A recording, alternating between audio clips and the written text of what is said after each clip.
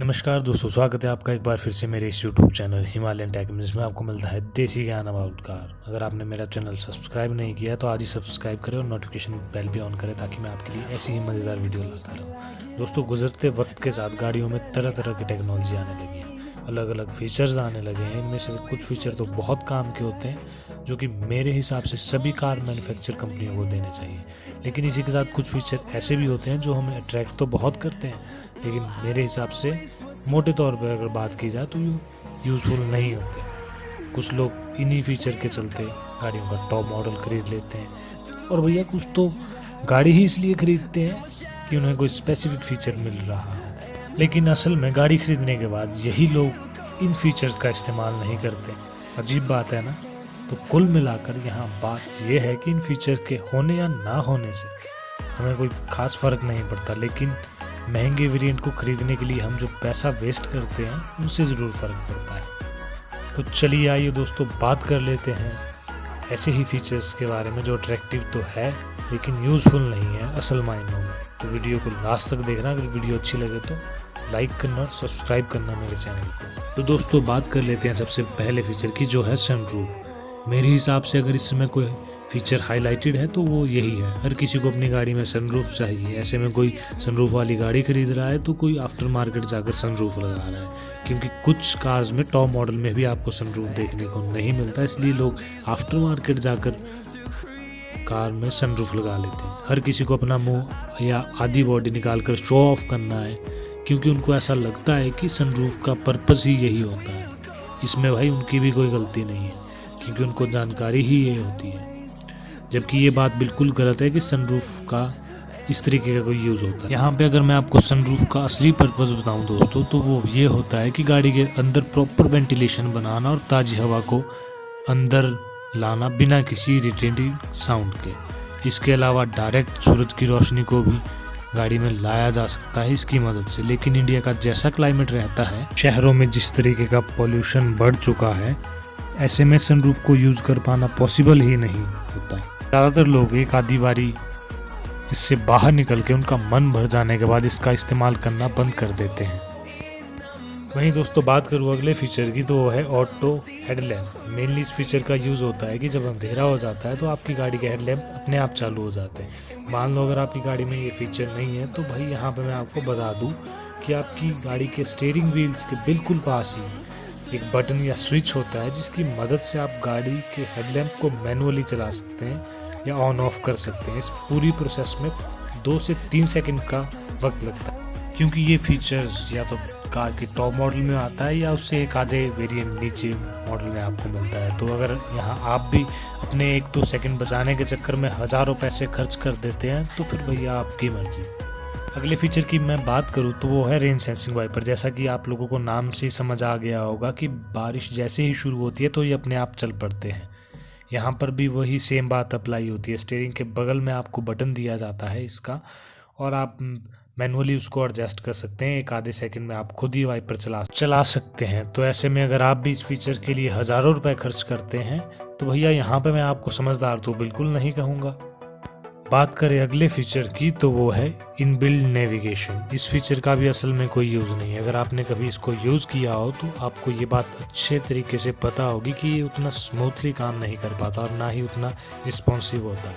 काफ़ी स्लो काम करता है। कभी कभी तो आपकी गाड़ी की लोकेशन को भी एक्यूरेट नहीं बता पाता, और ना ही ये अपडेटेड होता है। कुल मिलाकर बात करूँ, इस फीचर को यूज़ करना काफ़ी इरिटेटिंग और फ्रस्ट्रेटिंग वाला काम हो जाता है, स्पेशली शहरों में। जबकि इसके बावजूद कई गुना आसान होता है अपने मोबाइल फ़ोन से गूगल मैप का यूज़ करना।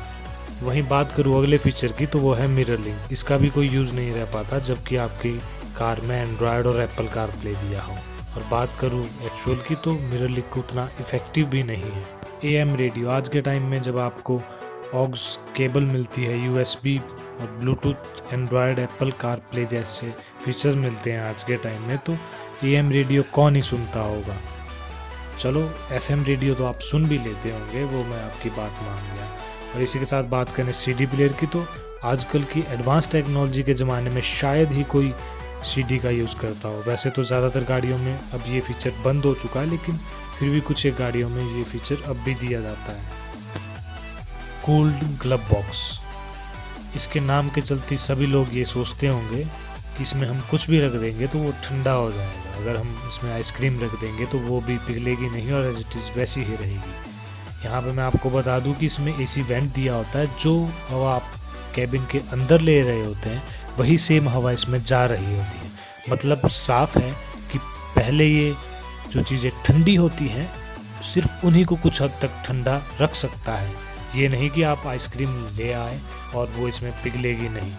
तो आप मुझे बता सकते हैं कि आपके लिए ये फीचर कितना काम का है और कितना यूज़लेस। अगले फीचर की मैं बात करूँ तो वो है क्रूज़ कंट्रोल। इससे आप अपनी गाड़ी को एक निश्चित स्पीड में रख सकते हैं। मैं यहाँ पे ये नहीं कहता कि इंडिया की कोई भी रोड में आप इसको इस्तेमाल नहीं कर सकते। आप हाईवे पे बेखूबी इसका इस्तेमाल कर सकते हैं, लेकिन ट्रैफिक की बात करें तो वहाँ इस फीचर का कोई मतलब ही नहीं रह जाता। हाईवे पर भी कभी कभी गाड़ियाँ एकदम से आपके आगे आ जाती हैं, जानवर आ जाते हैं, इसलिए आप ज़्यादातर इसका इस्तेमाल नहीं कर पाते। तो ऐसे में ये फीचर भी आपके कोई काम का नहीं होने वाला। Day time running light. सभी लोगों को यहाँ पे भी ये बात लगती होगी कि ये एक प्रीमियम फीचर है, क्योंकि ये सभी कार की टॉप मॉडल में ही देखने को मिलता है। ये कोई प्रीमियम फीचर नहीं बल्कि एक सेफ्टी के लिहाज से एक फीचर है, जिसमें आप अपनी गाड़ी की विजिबिलिटी को दिन में भी बढ़ा सकते हैं। असल में जो नाइदर कंट्रीज़ हैं जैसे नॉर्वे, आइसलैंड और कनाडा, वहाँ पर दिन में भी थोड़ा अंधेरा रहता है, इसलिए सर्दियों में वहाँ सेफ्टी के तौर पे ये फीचर दिया जाता है। पर इंडिया में ऐसा बिल्कुल भी नहीं है, क्योंकि यहाँ पे आपको सूर्य देवता हर समय प्रचंड मुद्रानी देखने को मिलते हैं। यहाँ पे शायद ही कभी ऐसा होता होगा। हाँ, धुंध के टाइम में आप ज़रूर इस फीचर का बखूबी आनंद उठा सकते हैं। तो दोस्तों आप बात कर लेते हैं अगले फीचर की, जो है वॉइस कमांड। यहाँ पे हम इंडियंस की जो इंग्लिश है वो इस वॉइस कमांड की समझ में नहीं आती, इसलिए ज़्यादातर हम जो भी बोलते हैं ये अक्सर वो समझ नहीं पाता। उससे या तो हम इरिटेट हो जाते हैं या खुद ही इस फीचर को बंद कर देते हैं। तो ऐसे में ये फीचर भी हमारे किसी काम का नहीं है। ऑटो स्टार्ट स्टॉप टेक्नोलॉजी, जो कि आपको मैक्सिमम कार्स में माइक्रो हाइब्रिड टेक्नोलॉजी के नाम से मिल जाती है। इस फीचर का मतलब होता है कि आप सिग्नल या किसी अन्य जगह पर गाड़ी को चालू करके खड़ी रखते हैं तो ऑटोमेटिकली बंद हो जाती है, और आप जब वापस से क्लच को दबाते हो तो वो ऑटोमेटिकली फिर से चालू हो जाती है।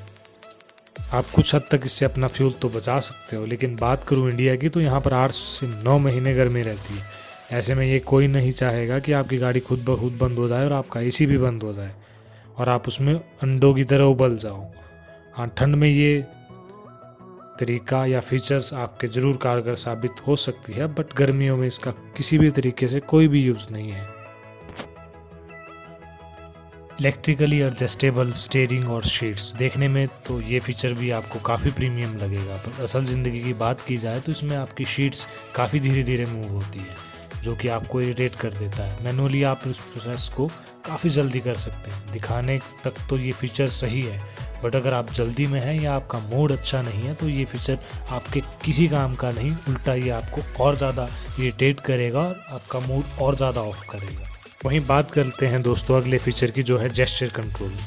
ये फीचर भी आपको देखने को प्रीमियम लगता होगा और महंगी कारों में देखने को मिलता होगा। इस फीचर की मदद से आप अपनी गाड़ी के इंफोटेनमेंट सिस्टम को टच किए बिना ही यूज़ कर सकते हैं। जिस किसी ने भी ये फीचर यूज़ किया होगा या करता होगा अपनी निजी ज़िंदगी में, उसे ये बात अच्छे से पता होगी कि यहाँ पर भी टच और बटन का इस्तेमाल करना ही ज़्यादा मुनासिब होता है। देखने को तो ये अच्छा लगता है, बट इसको आप जब यूज़ करते हो तो ये यूज़ करना इतना आसान नहीं होता। आप इशारे कुछ और करते हैं और ये समझता कुछ और है। हो सकता है दोस्तों कि मेरे द्वारा बताई गई बातों में से आपको कोई फीचर यूज़फुल लगता हो और वो आपका फेवरेट भी हो, बट यहाँ मैंने सभी फीचर की बात की है, ना कि किसी एक की। वीडियो अच्छी लगी हो तो प्लीज़ सब्सक्राइब माई चैनल, ताकि आपके लिए मैं ऐसी ही